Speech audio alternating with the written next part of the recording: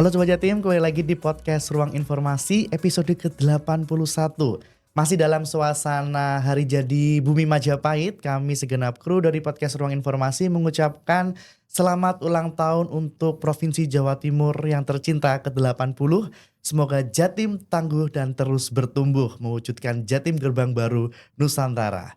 Baik Sobat Jatim, pasti sudah gak asing lagi dengan Trans Jatim yang kapan hari memang sudah diresmikan oleh Bu Gubernur. Masih dalam rangkaian hari jadi sepertinya ya Pak ya, masih dalam rangkaian hari jadi, dan ini merupakan kado spesial dari pemerintah Provinsi Jawa Timur untuk masyarakat Jawa Timur. Dan tentunya kali ini saya tidak sendiri, saya bersama dengan Pak Mulyono. Pak Mulyono, selamat pagi. Selamat pagi Mas Pandi, selamat pagi Sobat Jatim. Baik, akhirnya kita bertemu lagi ya Pak. Betul. Kita akan membahas secara khusus kemarin tentang Trans Jatim Koridor 7 yang diresmikan sama Bu Gubernur untuk kado dari ulang tahun ke-80 pemerintah Provinsi Jawa Timur. Baik, rute yang saya tahu itu adalah kemarin di Lamongan, Dukun, dan Paciran ya Bapak ya. Dan rute baru ini membuka akses masyarakat pesisir sekaligus membawa semangat baru lewat nama besarnya Sunan Derajat. Nah, nanti saya akan mengulik kenapa namanya Sunan Derajat, kenapa rutenya di situ. Nanti saya akan bahas langsung dengan Pak Mulyono. Baik, Pak, kita mulai dari hal yang mendasar dulu Pak. Banyak Sobat Jatim yang mungkin penasaran, apa sih sebenarnya makna di balik kehadiran Koridor 7 Trans Jatim ini? Ya, terima kasih Mas Pandi.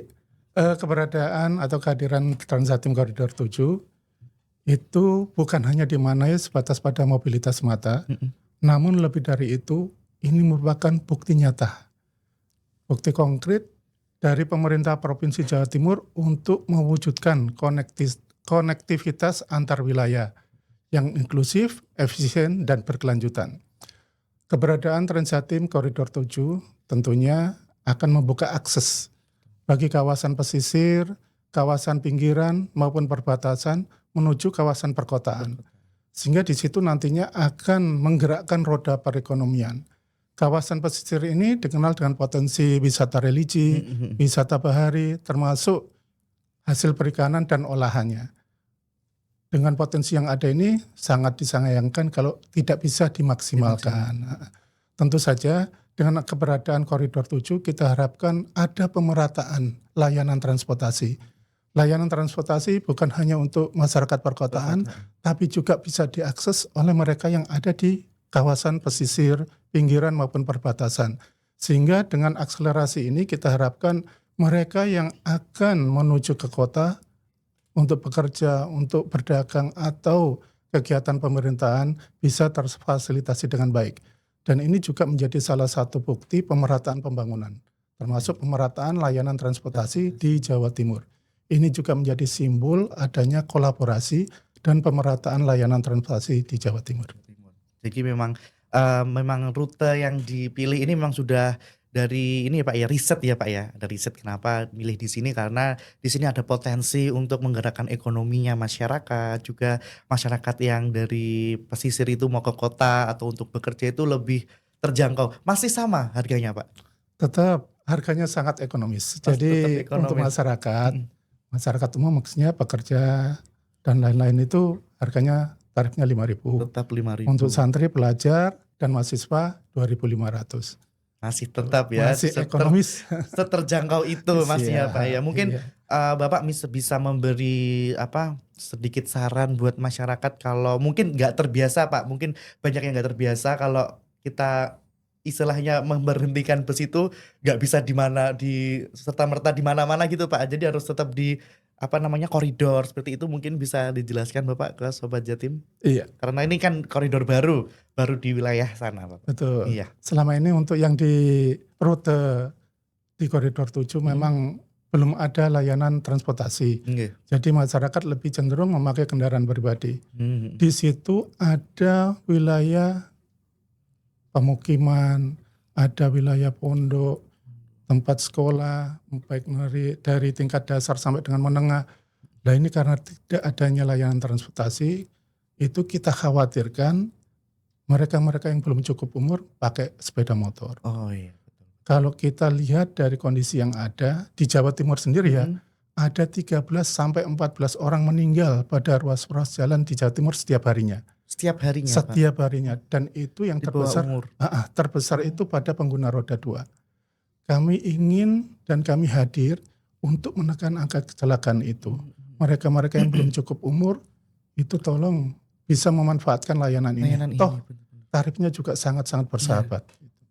2,5 ya untuk pelajar ya Bapak ya. 2.500. Jadi memang dari angka kecelakaan yang tinggi juga ya Bapak ya. Sangat Memang tinggi. ini Sobat Jatim harus benar-benar memanfaatkan, apalagi di wilayah tadi Lamongan, Paciran, Lamongan, Dukun hingga Paciran ya Bapak ya. Benar-benar harus memanfaatkan ini karena harganya cuma 2.500 seperti itu, gak ada dibandingkan nyawa ya Pak ya. Mendingan kita betul. cari yang aman-aman aja. Nanti carilah koridor terdekat di mana seperti itu. Baik, Bapak. Biasanya kan masyarakat itu hanya melihat hasilnya, oh tiba-tiba ada koridor baru diresmikan seperti ini. Tapi di balik layar pasti ada proses panjang yang melibatkan perencanaan matang seperti tadi. Dari mungkin Bapak melihat ada kecelakaan, lalu juga tempatnya yang ini potensi wisata seperti itu. Nah, mungkin Bapak bisa cerita di bagian prosesnya ini Bapak, sehingga hadir koridor 7 itu tadi. Iya. Tentunya untuk keberadaan rute yang dilalui pada koridor 7 tadi melalui kajian yang cukup mendalam. Kita lihat dari sisi potensi kewilayahan, kawasan ini mempunyai potensi terkait dengan wisata bahari, wisata religi, hasil perikanan maupun olahannya. Di samping itu, kita melihat bahwa accessibility masyarakat sangat kurang karena belum adanya layanan transportasi. Tentunya ini menjadi PR bagi kami selaku pemangku kepentingan di sini untuk menyelenggarakan layanan transportasi tersebut. Kami berharap dengan adanya layanan transportasi ini bagi pelajar bisa memanfaatkan sehingga bisa dimudahkan menuju tempat-tempat dia belajar, bagi santri bisa ke pondok, termasuk di situ ada lintasan untuk kampus Unisla dan Unisda. Mereka juga bisa memanfaatkan itu untuk menimba ilmu di kampusnya masing-masing. Untuk rutenya itu apakah rute yang sering dilewati orang atau ini merupakan rute baru Pak yang dibikin oleh Pemprov Jatim ini? Kalau rute ini rute baru, namun itu menjadi lintasan yang sering dipakai oleh masyarakat sekitar karena di situ ada mobilitas masyarakat yang sangat tinggi dan potensinya juga cukup tinggi. Tentunya ini yang akan kita pantau dan kita kerjakan karena dari sisi perencanaan tentunya kita akan melihat bagaimana potensi itu bisa kita tangkap, kita manfaatkan. Selain itu tentunya kita melihat dari sisi kondisi existingnya, apakah ada layanan atau enggak. Kalau memang tidak ada layanan, ini menjadi PR juga. Masyarakat harus mendapatkan layanan transportasi. Selain itu tentunya kita juga berkolaborasi dengan pemerintah daerah. Apa yang jadi kebutuhan pemerintah daerah bisa kita sinergikan. Setelah itu semua sudah terselesaikan, kita lakukan sosialisasi. Kalau ada saran masukan, tentunya kita tampung dan kita akan penuhi. Baru setelah itu di launching. Tapi kemarin memang waktu launching itu benar-benar ini Pak, meriah banget. Lalu juga banyak dari masyarakat yang bikin kayak story-story, konten-konten kayak bersyukur adanya ini dimudahkan mobilitasnya mereka seperti itu. Baik Pak Mulyono, saya dengar tahun ini Dinas Perhubungan memperkenalkan sebuah inovasi baru Pak. Kayak namanya Digital Signage Assistance for Jatim. Itu mungkin bisa dijelaskan ke Sobat Jatim Bapak, apa dari inovasi itu apa sebenarnya Pak? Iya, kami terus akan berinovasi, kami akan terus membangun sistem untuk memenuhi harapan masyarakat. Tentunya sistem yang kita kembangkan yang kita sebut dengan Laras, layanan ramah Transjatim. Oke, baik. Ini untuk memenuhi kebutuhan dari para pengguna Transjatim. Banyak masyarakat pengguna Transjatim yang masih belum tahu dan masih mencari informasi terkait dengan layanan Transjatim. Baik itu masalah armadanya, keberangkatannya, rutenya, lintasannya, apakah itu melintasi kawasan wisata, kuliner, dan sebagainya. Jawaban terhadap permasalahan atau pertanyaan masyarakat itu kita pasang Laras ini di terminal. Kita desain ramah bagi pengguna dan dengan gampang, visual yang sangat menarik. Sangat menarik dan gampang dipencet-pencet gitu ya Pak. Oke. Jadi masyarakat umpama butuh informasi, ya tinggal tanya, bisa komunikasi. dan itu jawaban bisa langsung didapatkan. Dapatkan. Iya, tapi memang kadang kan kayak orang dari luar kota atau luar provinsi nih Pak ya, mungkin yang datang berkunjung ke Jawa Timur ingin ke Lamongan, ini naik Transjatim gimana ya caranya? Tapi di Sub hadir dengan layanan ramah Transjatim itu tadi ya Bapak ya. Betul. Laras itu sudah ada di mana aja Pak? Ini Laras itu. sementara kita awali di Terminal Bundar, nanti akan berkembang pada layanan Transjatim di terminal yang lain. Luar biasa. Jadi memang ini inovasinya nanti akan ada di setiap koridor seperti itu Bapak ya. Betul. Baik, bagaimana ini Pak, ide ini tiba-tiba lahir? Apa memang dari apa misalnya laporan masyarakat, aduan masyarakat atau seperti apa Bapak? Kok tiba-tiba muncul ada, oh aku kayaknya di Sub ini bikin ini deh, Laras kayak gitu. Iya, ini memang banyak, saya sendiri ikut di kelompok atau gabung ke medsos mereka. Memang banyak pertanyaan-pertanyaan mendasar yang tentunya harus kita jelaskan kepada mereka. Kalau itu bisa kita kemas, bisa kita hadirkan Laras, tentunya akan lebih cepat nyampe pada mereka. Jadi Laras ini bukan sekedar media informasi, tapi juga media edukasi bagi masyarakat pengguna Transjatim. Karena mungkin mereka banyak komen ya Pak ya di sosial media dengan pertanyaan yang sama daripada dari teman-teman dinas perhubungan setiap hari komen dengan jawabannya sama, akhirnya dibikin sebuah inovasi. Ini luar biasa banget Pak, luar biasa banget. Baik, berarti pelayanan transportasi kita ini udah memang mulai memanfaatkan teknologi digital Bapak ya, bahkan kecerdasan buatan juga ya, AI seperti itu. Nah, kalau begitu bagaimana Dinas Perhubungan ini memanfaatkan data riset atau teknologi AI untuk memahami perilaku pengguna dan meningkatkan layanan publik Bapak? Iya, selama operasional Transjatim tentunya kita ada data terkait dengan jumlah penumpang, mereka pada jam berapa penumpang itu memuncak, termasuk di shelter-shelter mana mereka turun maupun naik. Dari pola ini kita tahu pergerakan masyarakat seperti apa. Akhirnya setelah kita kumpulkan data, kita evaluasi, kita analisa, kita sesuaikan dengan jam pelayanan. Kalau di pagi hari saat masyarakat sibuk beraktivitas, tentunya jam layanan akan kita mampatkan, dalam arti waktu pelayanan kalau di jam normal atau siang hari seperti ini waktu tunggunya 20 menit sampai 30 agak menit. landai-landai gitu ya Bapak. Di jam sibuk antara jam 5 sampai jam 8 kita jadikan 5 sampai 10 menit untuk memenuhi harapan masyarakat yang akan berangkat kerja, masyarakat yang akan menunaikan tugas yang lain atau pelajar yang akan bersekolah. Kita sesuaikan itu. Termasuk kita akan mengetahui di shelter mana pada jam siang itu kebutuhan meningkat. Mungkin di tempat-tempat sekolah, waktu mereka pulang. Kemudian sore hari mungkin di tempat industri pada saat para pekerja pulang. Dan di tempat lain pada saat hari Sabtu Minggu mungkin di tempat keramaian atau di tempat wisata. Permintaan itu akan naik. Gitu. Jadi memang melihat dari situ ya Pak ya, fleksibel sebenarnya ya Pak ya, melihat gimana ini waktu yang benar-benar sibuk sama kalau siang ya udah agak landai, tapi kalau pagi atau sore pulang kerja itu memang tadi Bapak bilang 5 menit dan 10 menit seperti itu. Tapi keamanannya tetap kan Pak ya? Ini terkait dengan keamanan, kita memanfaatkan teknologi AI juga. AI juga. Baik. Kita kembangkan sistem DMS, Driver Monitoring System. Jadi dari Driver Monitoring System ini kita akan mengetahui bagaimana perilaku pengemudi.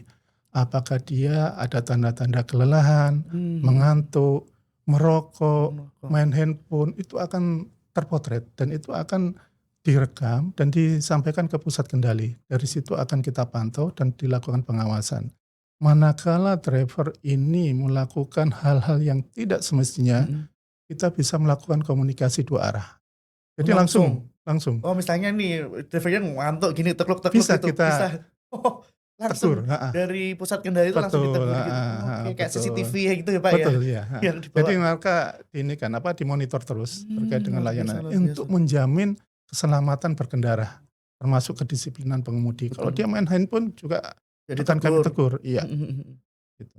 Ya ini emang udah harganya terjangkau, keamanannya juga terus dipantau sama pusat kendali ini, jangan sampai disia-siakan Bapak. Karena tadi Pak Mulyono juga bilang angka kecelakaan juga tinggi. Sangat tinggi masih. dari roda 2 dan juga mungkin kebanyakan anak di bawah umur, Oh iya. adik-adik di bawah umur, menurut saya sih kalau saya di posisi itu saya memanfaatkan banget Pak ini karena juga keselamatannya terjaga, lalu juga pastinya saya lihat di saya belum pernah nyoba sih Pak, tapi saya lihat di reviewnya orang-orang itu dingin, lalu bersih seperti itu. Tapi memang di sana boleh makan nggak sih Pak di dalam bis itu?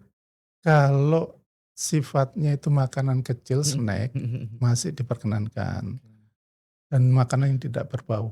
Mmm, Tapi kalau mhm. sekiranya mengganggu penumpang Betul yang betul. lain tentunya jangan sampai Janganlah itu ya, jangan bawa menjadi duren kayak gitu ya, Pak, ya. ketidaknyamanan bagi penumpang yang Makan lain. jengkol di Iya, dalam bus Transjatim mual semua. Baik mungkin itu, buat sobat Jatim bisa diingat-ingat maksudnya ya kita saling jaga ya, Pak, ya, iya saling jaga. betul, Kebersihan juga saling betul, jaga, jangan buang sampah sembarangan karena dari pemerintah provinsi juga memberikan layanan sebaik mungkin dari pengawasannya, keamanannya, juga, kemudahan dalam bertransportasi. Tinggal kita semua bagaimana menjaga bus Transjatim ini supaya long last seperti itu. betul sekali, berkelanjutan. Berkelanjutan, baik. Bapak, mmm dari ini Bapak, dari tadi kan kita sudah tahu bagaimana proses dan inovasi-inovasi yang dilakukan oleh Dinas Perhubungan Jawa Timur di balik Transjatim Koridor 7 ini. Nah sekarang kita bahas yang penting Pak, dampaknya bagi masyarakat. Karena di akhir hari ini ukuran keberhasilan program publik ini adalah seberapa besar manfaatnya dirasakan langsung oleh warga. Oke. Iya Mas, terkait dengan kondisi yang ada, Mhm, dari awal launching Transjatim sampai dengan saat ini, jumlah penumpang semakin meningkat. Bahkan load faktornya ada yang di atas 150%. Artinya masyarakat sangat berminat untuk menikmati unik, layanan Transjatim ini. Tentu saja dampak yang secara langsung dinikmati adalah murahnya tarif, betul, sehingga masyarakat yang seharusnya mengeluarkan uang 30.000 sekali jalan, katakan dari Sidoarjo ke Gresik, cukup 5.000. 5.000 Berarti 25.000 bisa untuk saving. betul, Kalau dia PP, ada 50.000 yang bisa untuk saving. saving, Artinya masyarakat atau pengguna Transjatim bisa menabung menabung. dari sisa uang transportnya tadi untuk kebutuhan yang lain. Sehingga diupayakan kesejahteraan ini bisa meningkat. Tentunya ini kita dorong masyarakat untuk memanfaatkan layanan Transjatim ini dari sisi ekonominya Dari karena ekonomi. sangat-sangat ekonomis. Kalau melihat dari, eee, excited-nya masyarakat terhadap Transjatim ini tinggi, Pak. Mungkin mungkin ada nggak sih tambahan armada atau bagaimana dari pemerintah provinsi, Bapak? Memang Mhm, karena kita kan harus banyak ya, kita banyak kan mungkin semakin lama semakin, "Wah aku pakai ini aja deh nyaman, murah," seperti itu. Bagaimana, Bapak? iya, memang kita sadari ada keterbatasan dari pemerintah provinsi, Mhm, itu juga tak lepas dari kebutuhan anggaran. kebetulan. Kita tidak ingin membebani anggaran APBD untuk subsidi yang terlalu besar pada satu koridor. Pada koridor yang layanannya di atas 100%, kita hadirkan Transjatim Luxury. Kalau Mmm, Transjatim Luxury ini sifatnya komersial dan murni swasta, jadi tidak ada subsidi sama sekali. Tentu saja harganya juga komersial. komersial. Nah ini pilihan bagi masyarakat. Mhm mhm. Karena pengguna Transjatim ini ternyata juga masyarakat menengah juga ada. Sehingga mereka yang punya kemampuan ke sana biasanya memanfaatkan yang Transjatim Luxury ini. Mhm. Sehingga kebutuhan armada bisa kita manfaatkan, Mhm. kita penuhi dari Transjatim Luxury. Kalau Transjatim Luxury ini, sama Pak, untuk koridor-koridornya atau bagaimana Pak? Kita lihat dari posisi kebutuhan penumpang. Mhm. Kalau di atas 100% baru kita isi Luxury. Oh, kalau misalnya memang membludak baru diisi Betul, Luxury seperti itu. betul. Oke, itu untuk Luxury itu berapa Pak memang? Untuk biaya Tarifnya tarif? kalau dari Sidoarjo ke Purabaya itu 15.000, dari Masih Purabaya ke Gresik 30.000, 20.000. 20.000, Kalau dari Sidoarjo sampai ke Gresik 30.000. 30.000. Kalau kita jalan sendiri pakai mobil katakan itu, Lebih Pak, tolnya aja kalau lewatnya berapa? di Iya, atas belum 30.000. ngopinya mampir di rest area. Itu lewat 2 kali tol itu. Iya bener Bapak. Belum nanti kalau macet-macet di tol Iya, terus kita butuh kopi itu berapa iya. pengeluarannya. Dan itu pasti dijamin dapat tempat duduk kalau itu, Kak yang Luxury. luxury ya. masih masih terjangkau lah Pak, maksudnya daripada misalnya naik mobil sendiri Iya, atau lewat tol seperti itu kan masih bisa dimanfaatkan layanan itu. Baik, tadi Bapak bilang layanan Transjatim Koridor 7 ini melintasi wilayah pendidikan dan pesantren ya Bapak iya. ya? Baik, bagaimana layanan ini tuh berperan dalam memperkuat akses pendidikan bagi santri, pelajar, dan mahasiswa di wilayah itu? Di lintasan mulai dari Paciran, Mhm, Kecamatan Dukun Gresik sampai dengan Lamongan, mhm. ada 46 sekolah Mmm, baik tingkat dasar sampai dengan menengah, 3 pondok pesantren, wih, termasuk 2 banyak. pendidikan tinggi, Mhm, Unisda dan Unisla. Tentunya ada ribuan betul betul, pelajar, santri maupun mahasiswa yang beraktivitas di lintasan itu. Tentunya kita harapkan mereka-mereka bisa memanfaatkan layanan Transjatim ini nggih. karena lintasannya pada tempat-tempat pendidikan tersebut. Harga tetap ekonomis Ekonomi, 2.500. 2.500 untuk pelajar ya, Heeh, tinggal menunjukkan kartu ya Bapak ya? nggak usah, Oh kan nggak usah? dari Oh tampilan betul, mereka udah tahu kalau pakai seragam. pakai seragam, oh iya. Oke, untuk armada sendiri berapa sih Pak yang disediakan Pak? Untuk armada total 15, Mhm, yang jalan ini 14, yang jalan 7 14, berangkat dari Terminal Lamongan, mhm, 7 berangkat dari Terminal Paciran, jadi jalan, mereka mhm, bersilang gitu bersilang, ya. nggih nggih, Satu cadangan manakala ada trouble pada trouble, oh, armada yang ada, kalau misalnya ada trouble itu baru cadangan yang cadangan, muncul. baik baik. Biar layanan tetap terjaga. Bener bener bener, luar biasa Pak itu Pak. Jadi memang satu itu dikhususkan buat kalau misalnya ada, apa, banyak kempes atau gimana Iya seperti itu ya? betul, Oh heeh, gitu? Oh betul. jadi untuk dijemput gitu Iya, nanti? Oke oke, baik baik baik. Pak, selain ini kan baru nih Pak, Koridor mhm. 7, apakah ada mungkin bisa di-speak up sedikit lah Pak, spill-spill sedikit, apakah ada rencana untuk menambah koridor lagi Pak, Iya. untuk bus Transjatim ini? Kalau melihat dari permintaan dari Mhm, daerah-daerah sangat tinggi. permintaannya tinggi ya Heeh. Pak ya? Kita kena sentil gini Mas, Heeh. ini namanya Transjatim bukan Trans Gerbang Kertasusila. Oh iya iya, betul betul betul. Yang lain Kami juga ingin, wilayah Jawa Timur. betul, yang lain jadi ingin ya Pak ya? Betul. Tentunya apa yang ada, apa yang sudah berjalan ini Nggih, akan kita kembangkan betul, pada wilayah Jawa Timur yang lain. mhm mhm, Mungkin pada wilayah-wilayah nah Bakorwil, nah itu betul, nanti akan kita hadirkan layanan itu. Ya kita harapkan dukungan baik untuk dari legislatif, tim anggaran, nggih, sehingga permintaan masyarakat, kebutuhan itu bisa kita penuhi dapat pada dipenuhi. koridor-koridor yang lain. Oke, berarti intinya mohon bersabar karena Iya, semuanya masih perlu perencanaan ya Bapak ya. Kita betul. lihat juga, Provinsi Jawa Timur ini kan, banyak sekali yang diurus ya Bapak ya. Betul. Jadi kita harus bersabar aja, kita doakan diberikan kemudahan lah, Iya, diberikan iya, kelancaran untuk para pemimpin kita untuk mengatur sedemikian rupa supaya Jawa Timur ini semuanya bisa terakses Transjatim. Amin betul. amin amin.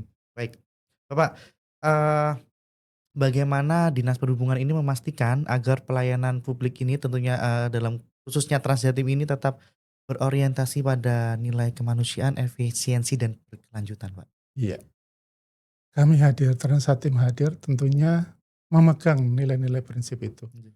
Sisi kemanusiaan kita akan menjangkau layanan pada seluruh lapisan masyarakat, termasuk kaum rentan, Mhm mhm. kaum lansia, termasuk penyandang disabilitas. Disabilitas. Kita sediakan kursi prioritas bagi mereka. Mantap.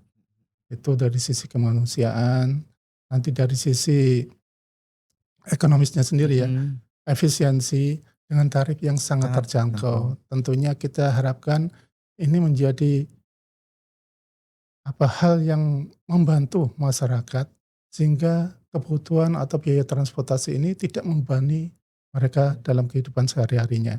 Efisiensi juga dalam pengertian anggaran yang kami keluarkan itu juga tentunya akan kita hitung agar bisa optimal. Oke. Tidak ada pemborosan dalam sumber daya, armada, ataupun fasilitas-fasilitas yang lain yang sekiranya tidak dibutuhkan tapi diadakan itu akan kami hindari. Betul. Kami akan manfaatkan betul anggaran itu sehingga efisien dan optimal dalam pelaksanaannya. Dan tentu saja kita harapkan apa yang ada, layanan yang sudah berjalan bisa tetap berkelanjutan. Apa yang kita berikan pada masyarakat tentunya jangan sampai berkurang atau hilang. Hilang. konsistensi dalam layanan ini akan menjaga kepercayaan masyarakat terhadap layanan itu sendiri. Kami harapkan tetap berkelanjutan, tetap konsisten sehingga kebutuhan masyarakat tetap kita layani dengan baik. Dan tentunya membutuhkan dukungan dari semuanya Pak ya Pastinya seperti itu. untuk mempertahankan bis Transjatim ini untuk tetap berkelanjutan. Betul Mas Fandi. Baik, sudah ada 7 Transjatim. Semoga ini kita berdoa bersama-sama. Semoga ada 8, 9, 10, 11, 12 Iya, dan seterusnya ya Bapak. amin. Baik, Bapak tadi sempat ke-spill sebenarnya waktu sebelum kita podcast ini tadi kan ada laras. Katanya ada satu lagi itu apa Pak? Tradisi. Tradisi. Iya, tadi saya mau tanya tradisi ini lupa apa ya tradisi? Itu apa Bapak? Tradisi itu layanan terbaru dari kami. Untuk ini sebetulnya tradisi Transjatim Ekspedisi. Oh, Transjatim Ekspedisi. Iya. Berarti kayak kirim-kirim barang gitu Pak. Itu udah launching Bapak? Belum. Belum, tapi ini kita besok soft launching. Soft launching. Gitu ya. gimana Bapak? Mungkin bisa dijelaskan Bapak? Ini nantinya kita akan memanfaatkan koridor yang ada pada masing-masing terminal untuk menerima pengiriman barang. Nanti sementara ini dari terminal asal ke terminal tujuan, namun tidak menutup kemungkinan akan kita kembangkan dari terminal asal pada koridor-koridor yang lain di Gerbang Kertasusila. Jadi dengan adanya tradisi ini, kita juga ikut mendorong agar UMKM bisa berkembang, bertumbuh. Betul, Bapak. Hasil yang di Lamongan bisa terbeli di Bangkalan. Itu saya setuju, saya soalnya di Mojokerto. Pesan telur ikan tuh harus telur ikan ke Gresik itu kayak harus ya ampun ini mau pakai Grab ini mahal banget, mau pakai itu mahal banget. Ada cuma 5.000 aja nanti. Iya, cuma 5.000 ya. Saya ngambil di terminal Bumurase dari kantor saya. Oke, semoga ini cepat terrealisasi gitu Bapak. Launching ini sepertinya tradisi ini benar-benar juga membantu Bapak. Iya, apalagi di industri pariwisata juga, industri hiburan juga kayak misalnya kita sewa-sewa baju seperti itu Bapak kan. Misalnya ada di Gresik, ada di mana dengan layanan ini cuma 5.000 tadi Bapak bilang ya. Betul. 5.000 itu hitungannya nanti berdasarkan bobot. Berdasarkan bobotnya, iya tetap ada bobotnya Pak ya. Iya. Jangan nanti ngirimnya satu bis ya, ya rugi 5.000. Baik, mungkin ada hal-hal yang belum disampaikan Bapak terkait Transjatim Koridor 7 ini Bapak? Iya. Untuk Transjatim Koridor 7, kenapa kita namakan Sunan Derajat? Iya ya ampun, kenapa saya skip itu? Baik, Sunan Derajat iya. Bagaimana Bapak? Kita ketahui bersama bahwa Sunan Derajat ini salah satu tokoh dari Wali Songo. Wali Songo. Beliau terkenal sangat care dengan nilai-nilai sosial, kemanusiaan yang terwujud dalam ajaran catur apa ya? Piwulang. Catur Piwulang. Catur Piwulang. Catur Piwulang ini yang pertama terkait dengan kepedulian terhadap mereka-mereka yang tidak memiliki pengetahuan. Wene ono teken marang wong kang wuto. Jadi mereka yang buta ini berilah tongkat. Maknanya kita bantu mereka yang memiliki keterbatasan. Yang kedua, wene ono mangan marang wong kang luwih. Berilah makan pada orang yang lapar. Jadi kepedulian kita terhadap kebutuhan dasar manusia. Yang ketiga, wene ono busono marang wong kang kawudan.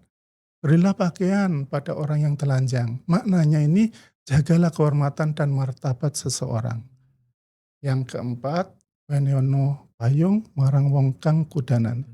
Berilah payung pada orang yang kehujanan. Maknanya adalah memberikan perlindungan pada mereka yang membutuhkan. Makna dari Catur Piwulang ini tentunya akan coba kita maknai, kita adopsi dalam layanan Transjatim Koridor 7 ini. Kita berikan pelayanan yang ramah, berikan layanan yang bisa menjangkau seluruh lapisan masyarakat tanpa ada perkecualian, termasuk juga kita dorong kemajuan bersama. Itu makna dari acara ini. Dan kalau kita flashback lagi, tentunya nama-nama dari Transjatim ini sangat identik dengan warisan lokal.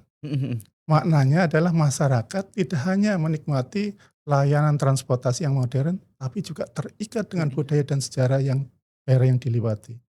Kita bangun kemajuan modernisasi, tapi tetap berakar pada nilai-nilai kearifan lokal.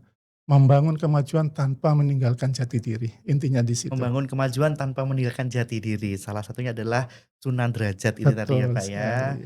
Baik. Luar biasa tadi ada catur piwulang. Saya nanti mau searching lagi Pak. Saya mau memaknai itu sebelum naik Transjatim. Ya koridor 7 itu. Baik. Bapak, ada berapa titik rambu Pak di koridor 7 ini Bapak? Kurang lebihnya itu ada berpasangan ya. Mhm mhm. Ada rambu dan shelter sebanyak 80, 40, 40 gitu ya. Oke oke. Itu akan menjangkau seluruh kebutuhan Mhm mhm mhm. masyarakat, baik itu di pemukiman, di tempat-tempat pendidikan, pasar, maupun area kawasan wisata. Mmm. Kita coba itu, tapi itu pun masih akan berkembang karena Oke masih oke. ada kebutuhan masyarakat yang mereka ajukan. Pak, Oh, daerah sini masih belum masih belum ada, daerah saya ini masih belum terbangun, nah seperti itu. mmm, Kita nanti coba selaraskan laras. antara kebutuhan dengan apa yang sudah kita sediakan. Tapi tentunya untuk supaya Pak, supaya operasional Transjatim ini lancar tentunya jalan-jalannya itu emang mulus semua atau ada butuh diperbaiki infrastrukturnya atau Alhamdulillah ini bentuk kolaborasi antara pemerintah oh, daerah ya, antara Kabupaten Lamongan dengan kami di provinsi nggih. untuk jalan yang menjadi kewenangan Kabupaten Lamongan ada pembenahan. Termasuk yang Oke. di provinsi sudah kita sampaikan mulai Dinas PU Bina Marga Mhm. Jatim. Untuk yang di jalan nasional tentunya akan kita komunikasikan dengan Balai Besar Balep Pemeliharaan Jalan Nasional. Gitu. Jadi oh, ada kolaborasi kolaborasi yang antar pemerintah daerah, baik kabupaten, provinsi maupun pusat. ya tentunya agar operasional ini berjalan lancar dan aman. Amin, ya Baik, betul. oke Bapak, mungkin ada pesan-pesan Bapak untuk masyarakat Lamongan dan sekitarnya yang, terakses Transjatim Koridor 7 ini mungkin ini baru buat mereka. Untuk Sobat Jatim semua, kita harapkan dengan kehadiran Transjatim Koridor 7 ini bisa dimaksimalkan, dimanfaatkan dengan baik, jaga fasilitas yang ada, saat naik ikuti ketentuan, jaga kebersihan, karena fasilitas yang ada ini menjadi bagian fasilitas publik yang harus kita jaga bersama.